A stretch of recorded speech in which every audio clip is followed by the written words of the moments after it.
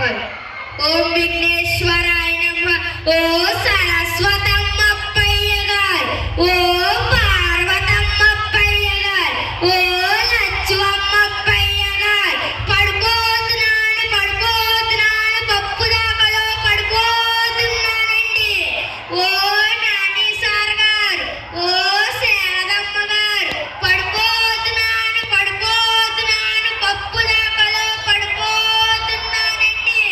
ఓ Nani sir గారు, డబ్బులుంటే ఇచ్చేయండి అప్పయ్య గారు. 1000 రూపాయలు ఇస్తే సరిపెట్టుకుంటానయ్య గారు. లేదంటే పడిపోతున్నాను పప్పు దాకలో పడిపోతున్నానండి.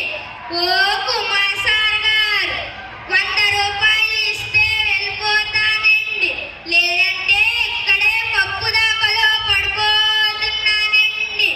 ఓ మనీ మిస్ గారు, మరీ అడుగుతున్నానండి. మర్చిపోకుండా 100 రూపాయలు ఇస్తే వెనక్కి తిరిగి చూడకుండా వెళ్ళిపోతానండి. లేదంటే ఇక్కడే ఇప్పుడే పప్పు దాకలో పడిపోతున్నానండి. ఓ మ్యాథ్స్ సార్ గారు, మనీ ఇస్తే నేను మాట్లాడకుండా వెళ్ళిపోతానండి.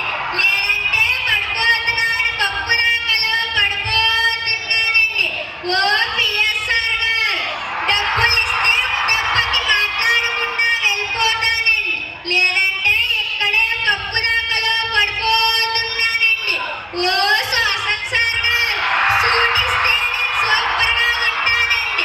లేదంటే పడిపోతున్నాను పప్పు దాకలో పడిపోతున్నానండి. ఓ భవానీ మిస్ గారు, బాగా డబ్బులు ఇస్తే వెళ్ళిపోతానండి. లేదంటే పడిపోతున్నాను పప్పు దాకలో పడిపోతున్నానండి. ఓ కమలా మిస్ గారు, అత్తనోడ 16 ఇస్తే వెళ్ళిపోతానండి. లేదంటే పడిపోతున్నాను పప్పు దాకలో పడిపోతున్నానండి. ఓ మౌనికా మిస్ గారు, బాగా డబ్బులు ఇవ్వండి. మరి 500 ఇస్తే వచ్చే ఏడాది మీకు తిరిగి ఇచ్చేస్తానండి. లేదంటే ఇక్కడే పప్పు దాకలో పడిపోతున్నానండి.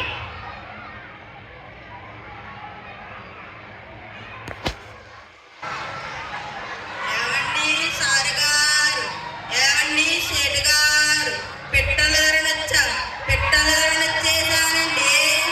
మరి రాకపోతే రాలేదని చాలా బాధపడుతున్నారని రాజానగరానికి లండన్ నుండి వచ్చేసానండి.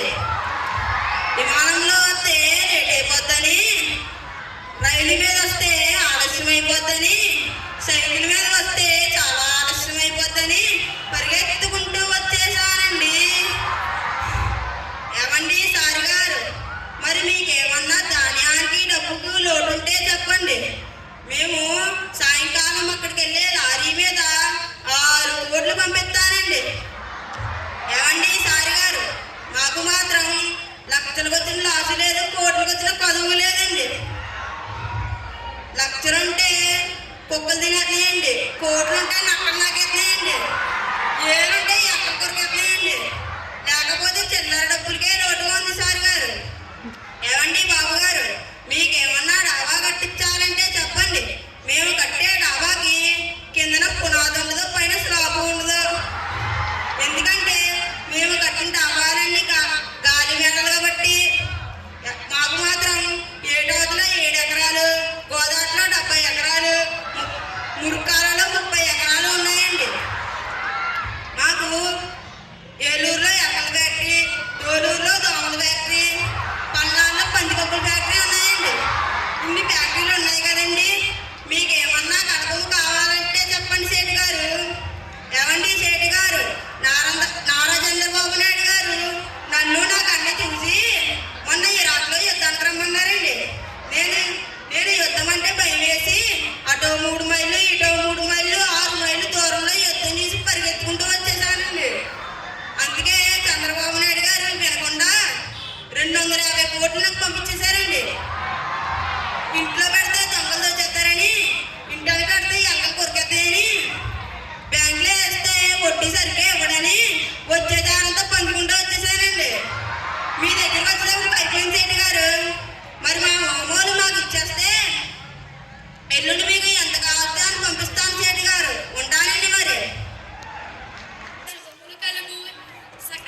సకలంగా జీవితాలు కలిగి సకల ఫలితములు కలిగి లోకాలు కలిగి ఆది లోకాలు కలిగి ధర్మ లోకములు కలిగి జయము కలిగి జయము కలిగి జయము కలిగి సకల జయములు కలిగి మా తల్లి పార్వతమ్మ పుణ్యంగానిచ్చిన ఒక్క 10 రూపాయలు చల్లంగా జన్మ కలిగి రాజగల జీవితాలు గొప్ప కలిగి